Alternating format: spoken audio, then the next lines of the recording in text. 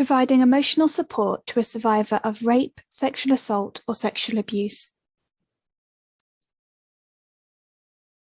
Providing a non-judgmental, compassionate, and understanding approach to somebody who has experienced sexual violence or abuse can help them feel supported, reassured, connected, and safe. It can also really help them through their recovery process and can improve outcomes for them. This video will explore some useful techniques which you might find helpful when providing support to a survivor you know. Effective listening. When a survivor feels as though they have been understood and listened to, it affirms and validates their feelings and experiences. This can really facilitate the journey of recovery. It can make a big difference in how a survivor feels and experiences your relationship of support. Listening does not come naturally to some people, so we often need to work at it to stop ourselves jumping in and giving our opinions when they're not needed. Often, people do not listen properly, they just take turns to speak. We all tend to be more interested in announcing our own views and experiences rather than really listening and understanding others.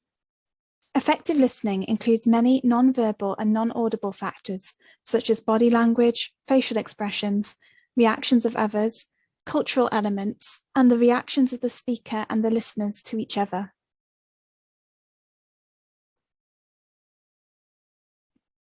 Here are some ways that you can be an effective listener. Pay attention. Giving undivided attention, try to avoid any distractions or mentally preparing a response. Be physically and mentally focused on and towards the person who is speaking. Show that you are listening. Adopt an open and engaged posture. You can acknowledge your understanding by nodding, saying yes, or making sounds of agreement. Clarify. Summarize what you have heard. Ask questions to clarify that you have correctly understood. For example, you could say, "So you are saying that?" Withhold judgment. Avoid interrupting and wait until the person has finished making a point before you share your thoughts. Be open-minded. Be open to learning something. Try not to let your opinions, assumptions, or judgments cloud what you hear. Reflect. Rephrasing and verbalizing what has been said can help a survivor feel heard, as well as make sense of what they are feeling and have experienced. Be non-judgmental. A non-judgmental approach avoids negative moral evaluations, is non-critical, and does not condemn another's point of view. Being non-judgmental encourages the person to feel comfortable enough to freely express themselves through conversation and builds trust.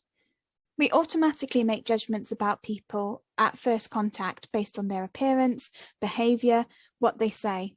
And that's the normal way our mind processes large amounts of information to assess potential risks, etc.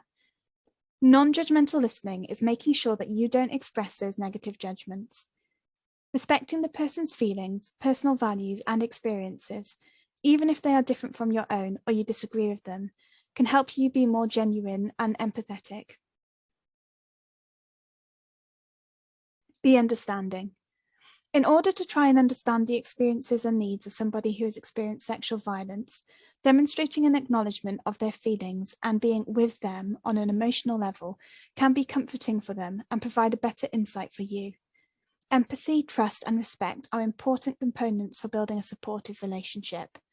There are various terms used to describe an emotional connection or expression to another person's experience with slightly different meanings. Empathy, the ability to understand and share the feelings of another. Sympathy, the feeling of pity or sorrow for someone else. Compassion, an emotional response to empathy or sympathy, which creates a desire to help the person. Empathetic listening. When listening to a survivor, try to understand how they feel and discover what they want to achieve. This might be for their experience to be understood and validated, for them to feel heard or to be reassured. They may even want practical assistance or advice.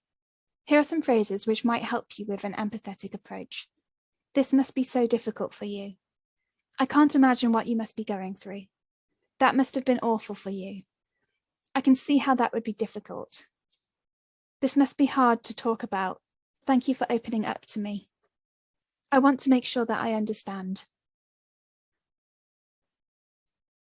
Be mindful and careful of what you say. There are statements which you should try to avoid saying, even if you mean well, as they can be perceived in a way that may not be helpful and could even be harmful. For example, asking what they were doing or wearing at the time of the assault, or why they may not have fought back. This can imply blame on the victim or survivor. Stating that things could be worse, making comparisons to other people's situations or circumstances, or reacting with panic are responses that can unwittingly minimize and dismiss the person's traumatic experience, and even result in them having to give you emotional support. Remember that it is important to look after yourself. Don't be afraid to set boundaries and take time out for yourself. For more advice on this, explore the other areas of our Supporting Survivors webpage. You might find it useful to visit the Wellbeing page of our website for tips on how to look after your mental, physical, emotional, and spiritual well-being. For more suggestions of phrases to use when supporting a survivor, take a look at our PDF Responding to Disclosures Useful Phrases Guide. Other useful guides are available within the Support Survivors section of our website. Thank you for watching.